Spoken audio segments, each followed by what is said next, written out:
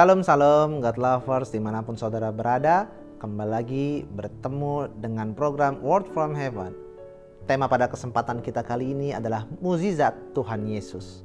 Saudaraku terkasih, nats yang akan saya ambil dalam renungan singkat ini akan saya ambil dalam Markus pasalnya yang pertama, ayatnya yang ke-40 sampai dengan 41.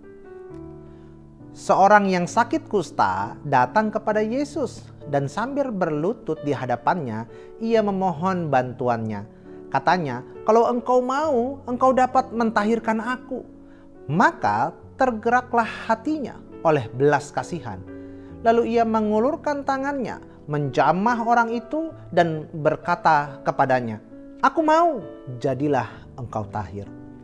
Saudaraku terkasih, zaman yang serba cepat dan instan itulah kenyataan hidup kita pada masa kini. Dan ternyata itulah mungkin yang mempengaruhi kehidupan orang Kristen pada saat ini. Tuhan juga dipaksa melakukan yang instan karena kebanyakan di antara kita itu suka memaksa Tuhan.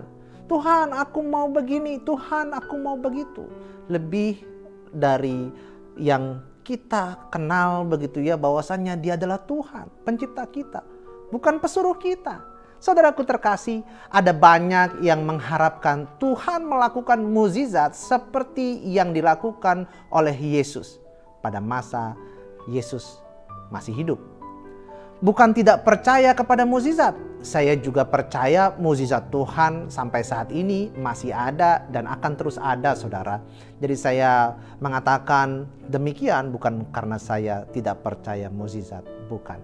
Namun kita juga harus menyadari bahwa Yesus datang bukan mau jadi dokter spesialis mata, tulang, kulit, dan lain sebagainya. Jika Yesus datang ke dunia ini hanya ingin melakukan penyembuhan itu, bukan Tuhan namanya. Mengapa Yesus harus melakukan mukjizat ini yang terpenting yang harus kita pahami dan sadari? Yang pertama, sebagai tanda bahwa kerajaan Allah telah hadir di dunia ini. Bahwa orang Israel menganggap bahwa orang kusta, buta, dan lumpuh itu adalah orang yang terkutuk karena dosa. Yang Tuhan sembuhkan adalah dosa manusia. Oleh bilur-bilurnya kita menjadi sembuh. Itu yang pertama. Yang kedua, maka tergeraklah hatinya oleh belas kasihan. Penyembuhan yang dilakukan oleh Tuhan Yesus adalah karena belas kasihan dan bukan itu tujuan utama daripada Tuhan Yesus. Bahwa setelah penyembuhan yang dilakukan oleh Tuhan Yesus terhadap ibu mertua Petrus, bahwa pada pagi-pagi benar dan hari masih gelap sudah banyak orang mencari Yesus. Namun jika kita lihat apa sikap dari Tuhan Yesus, marilah kita pergi ke tempat lain, supaya di sana juga aku memberitakan Injil. Karena untuk itulah aku telah datang. Yesus datang adalah untuk memberitakan Injil, saudara. Saudaraku terkasih, pekerjaan Allah harus dinyatakan di dalam Dia. Walaupun kita jatuh dalam sakit penyakit, kita harus percaya kepada Tuhan bahwa akan ada rencana Tuhan yang indah di balik semua itu. Apakah itu akan sembuh ataupun tidak, tetapi hidup kita adalah Kristus dan bukan dunia ini. Yang dulunya kita tidak pernah mendoakan orang lain, sehingga melalui sakit yang diderita orang lain kita dapat mendoakan saudara kita. Dan juga bagaimana orang percaya memperlihatkan kasihnya kepada orang lain.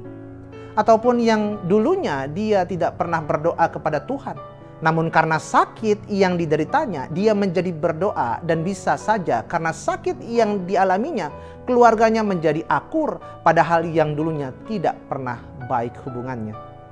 Saudaraku terkasih, jika kita membaca Yakobus pasalnya yang kelima ayat 14-16, bahwa banyak orang salah mengartikan nats itu, yang lebih menitik beratkan pada minyak itu.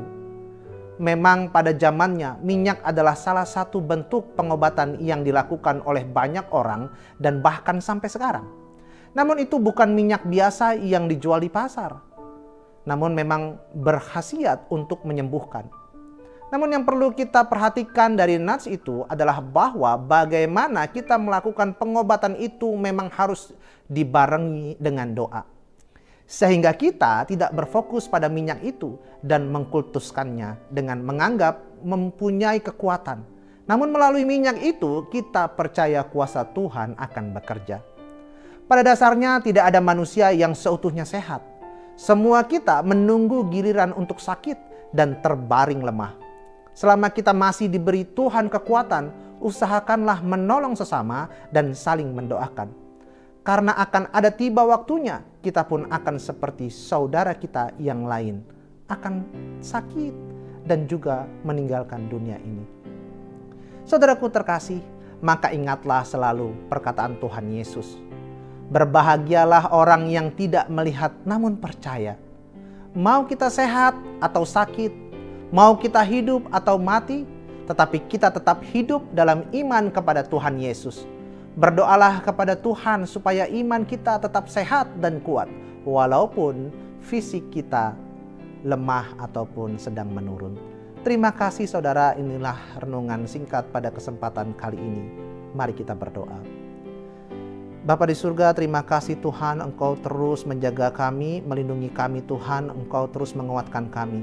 Kami mau Tuhan terus Engkau tahirkan, sembuhkan Tuhan, dalam keadaan sehat Tuhan. Kami mau memberitakan kabar baik Tuhan.